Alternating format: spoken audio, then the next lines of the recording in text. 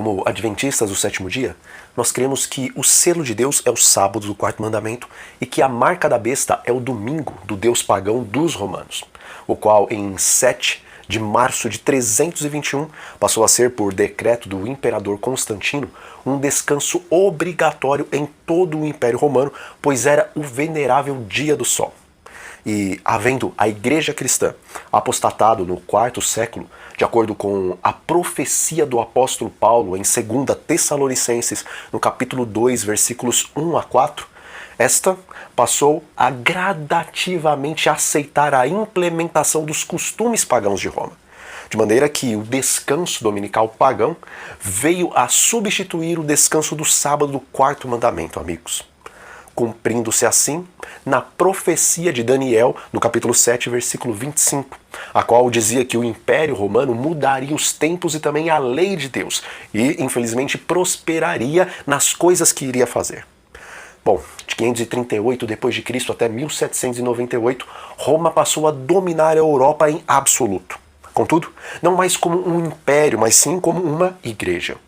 Cumprindo assim, dessa forma, a profecia de Daniel, capítulo 12, versículo 7, e também Apocalipse 13, versículo 5, que relatam os 1260 dias proféticos, ou seja, 1260 anos, o qual a igreja romana teria grande autoridade, e usaria essa autoridade para blasfemar de Deus e também maltratar o povo santo do Senhor.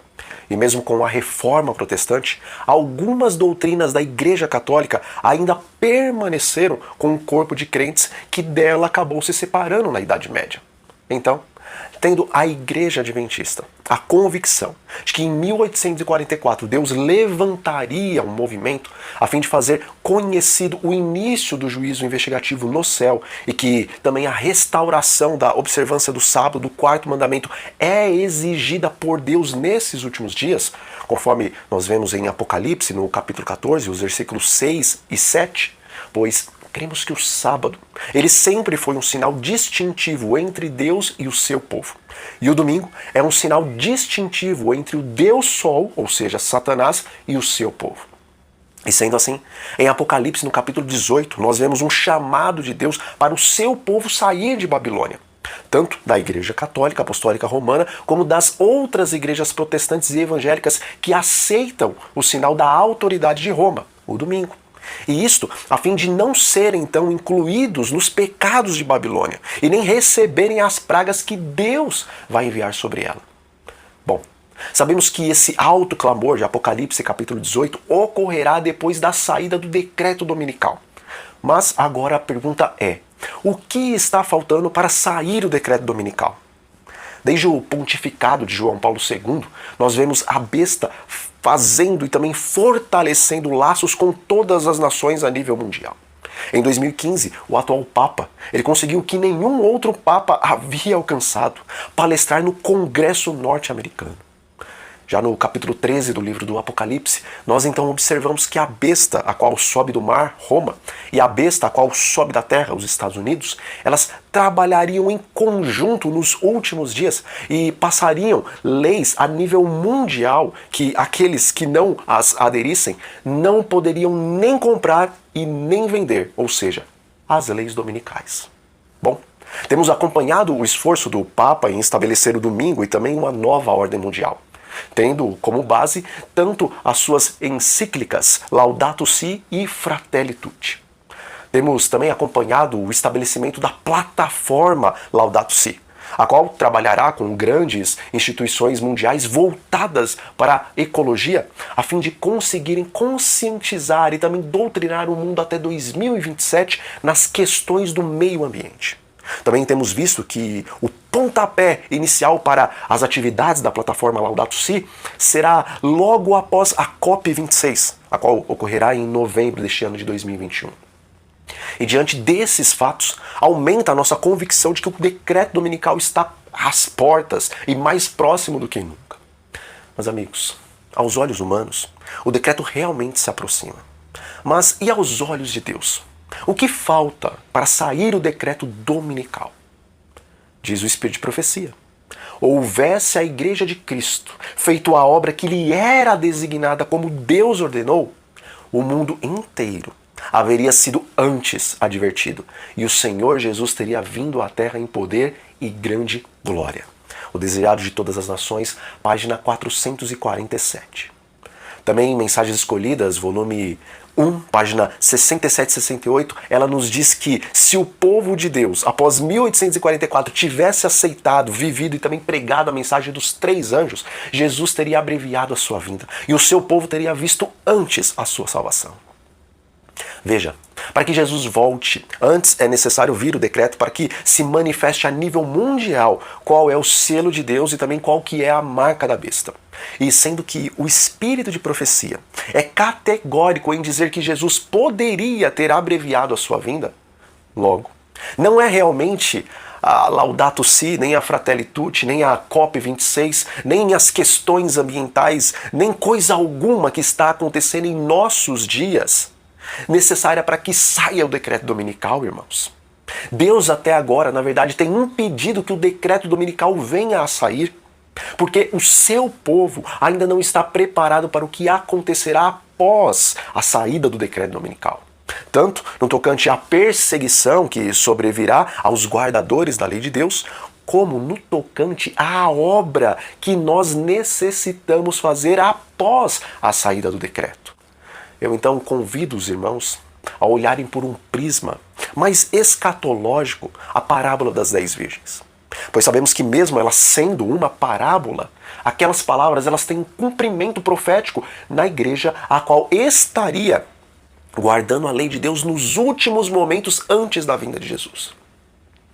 A parábola das 10 virgens, como bem sabemos, amigos, ela tem uma aplicação primária no clamor da meia-noite, que vai de 1842 até 1844, com os adventistas mileritas. Contudo, naquela época o movimento do advento ainda não tinha a compreensão da vigência da lei de Deus, bem como do santo sábado do 4º mandamento. Mas na parábola, o fato das virgens serem em número de 10, isto está apontando para uma característica da igreja remanescente, a qual guardaria a lei de Deus. E é justamente nesse período em que a igreja estivesse guardando a lei do Senhor Deus, que todas as virgens adormeceriam na questão evangelística, pelo fato de que o noivo, Jesus Cristo, estava aparentemente demorando. Então, à meia-noite, na hora mais terrível e de trevas do mundo, ouviu-se um clamor dizendo: aí vem o noivo, saiam ao seu encontro. Mateus 25, versículo 6. Amigos, nós ouvimos de guerras e de rumores de guerras. Assistimos a eventos catastróficos em todas as áreas da nossa sociedade, deste planeta em que vivemos. A terra está gemendo. Roma está trabalhando como nunca antes. Os Estados Unidos estão se aproximando mais e mais da primeira besta. Mas estas coisas não despertam todas as virgens. Somente algumas abrem os seus olhos, interrompendo um pouco do seu cochilo para prestar então atenção nessas coisas. Mas logo elas voltam a dormir novamente. Mas qual é o evento, amigos, que irá despertar ao mesmo tempo todas as virgens e fará com que todas elas levantem as suas lâmpadas, a palavra de Deus, a fim de saírem para pregar o Evangelho eterno? Só um evento tem o poder de despertar todas as virgens e o nome deste evento é Decreto Dominical. É interessante observarmos que, após o anúncio do noivo, todas aquelas virgens despertam. E nenhuma delas prosseguiu a partir daí em seu estado de sono evangelístico. Mas tomaram então as suas lâmpadas e agora saíram para dar um alto clamor. Contudo, logo 5 delas perceberam que não tinham azeite suficiente para prosseguir na sua missão. E as virgens prudentes, que acabaram aconselhando estas para que fossem então comprar o azeite.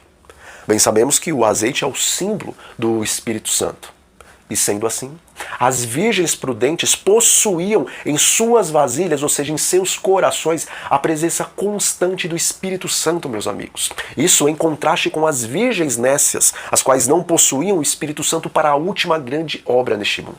Então elas saíram a comprar, ou seja, elas foram pedir, buscar e insistir com Deus pela bênção do batismo do Espírito Santo.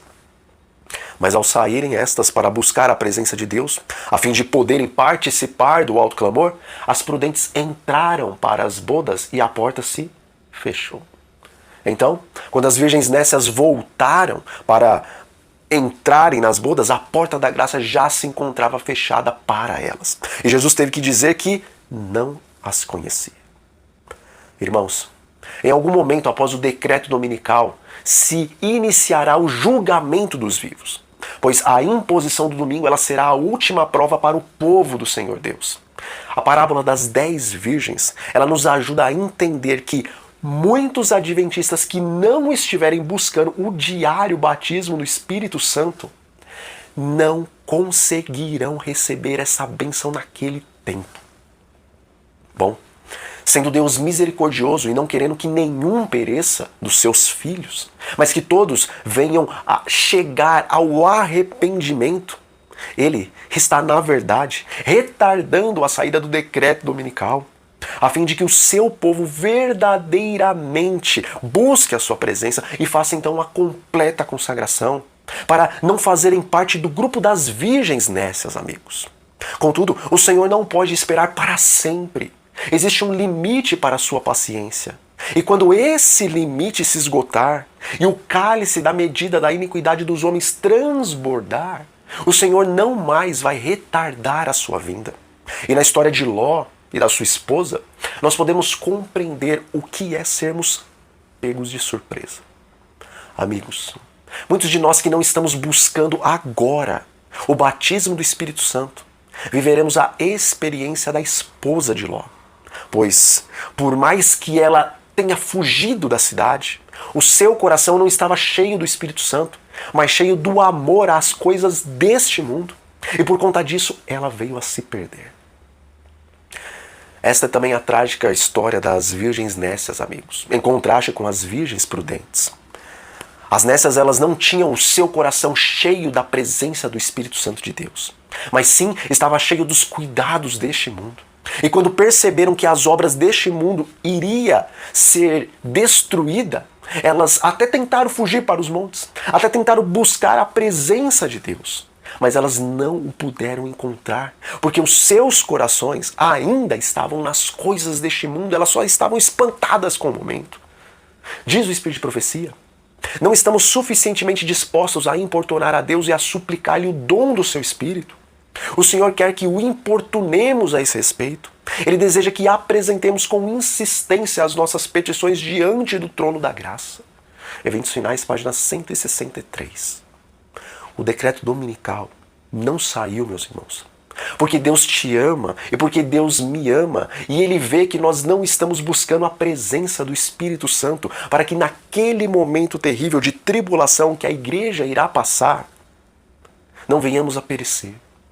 Se queremos ver Jesus voltar, se queremos estar prontos com as nossas vasilhas, ou seja, com os nossos corações transbordantes do óleo celestial, então a partir de hoje, nós necessitamos pedir, buscar, bater insistentemente na porta do céu, importunar a Deus e clamar a Ele pelo diário batismo do Espírito Santo em nossas vidas, a fim de termos então um caráter semelhante ao caráter de Cristo, para que possamos ser selados em nossas frontes, em nossas mentes, e receber por fim a chuva serôdia para dar um alto clamor das 3 mensagens angelicais. Bom, que o Espírito Santo de Deus encha os seus corações da sua bendita presença. Um grande abraço a todos vocês, meus irmãos, e até a próxima. Antes de subir ao céu, Jesus prometeu aos seus seguidores que dentro de pouco tempo retornaria, destruiria o pecado, recompensaria os fiéis e restauraria o planeta a fim de habitar para sempre com seus amigos. Qual o motivo da demora? O que Jesus está esperando? Será que ainda falta se cumprir alguma profecia? Ou será que o atraso se deve a alguma decisão arbitrária da parte de Deus? Em seu livro, Por que Jesus ainda não voltou?, o pastor Herbert Douglas explica de forma fascinante o motivo do atraso de Cristo. Adquira o livro Por que Jesus ainda não voltou entrando no link que está na descrição desse vídeo e prepare o seu coração para o evento mais aguardado de todo o universo.